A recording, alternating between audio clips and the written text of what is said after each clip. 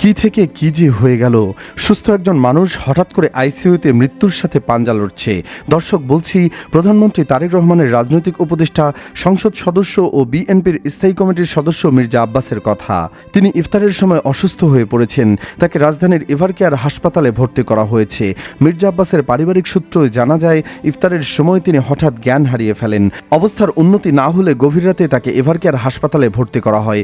এদিকে মির্জা আব্বাসকে দেখতে গেছেন প্রধানমন্ত্রী তারেক রহমান। দুপুর 2:20 তিনি সেখানে পৌঁছান। এ সময় তিনি মির্জা আব্বাসের শয্যা পাশে কিছুক্ষণ অবস্থান করেন ও সার্বিক খোঁজখবর নেন। তিনি সিঙ্গাপুরে তার চিকিৎসার জন্য দ্রুত ব্যবস্থা নিতে সংশ্লিষ্টদের নির্দেশ দেন।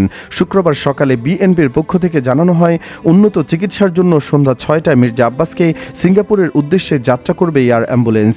সেখানে সিঙ্গাপুর ন্যাশনাল ইউনিভার্সিটি হাসপাতালের নিউরোসায়েন্স বিভাগে তাকে ভর্তি করানো হবে। হাসপাতালে চিকিৎসাধীন মির্জা আব্বাসকে দেখতে যান জামায়াতে ইসলামের আমির ও জাতীয় সংসদের বিরোধী দলীয় নেতা ডক্টর শফিকুর রহমান। এ সময় তিনি পরিবারের সদস্যদের সঙ্গে কথা বলে তার শারীরিক অবস্থার খোঁজখবর নেন এবং দ্রুত সুস্থতা কামনা করেন। এছাড়াও হাসপাতালে গিয়ে তার শারীরিক অবস্থার খোঁজ নেন বিএনপির মহাসচিব মির্জা ফখরুল ইসলাম আলমগীর, আব্দুল মঈন খান, ডক্টর এজেডএম জাহিদ হোসেন। তারা চিকিৎসকদের সাথে কথা বলে চিকিৎসার অগ্রগতি সম্পর্কে খোঁজখবর নেন।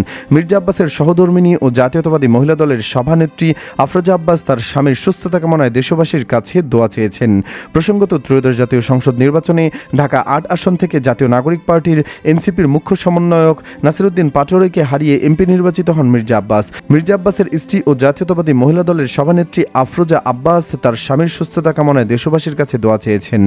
দর্শক, সিঙ্গাপুরে নেওয়া হবে মির্জা আব্বাসকে। সেখান থেকে সুস্থ হয়ে ফিরতে পারবেন তো? কি মনে হয় আপনার? জানিয়ে দিন কমেন্ট বক্সে। ভিডিওটি ভালো লাগলে লাইক দিন ও শেয়ার করুন। ধন্যবাদ।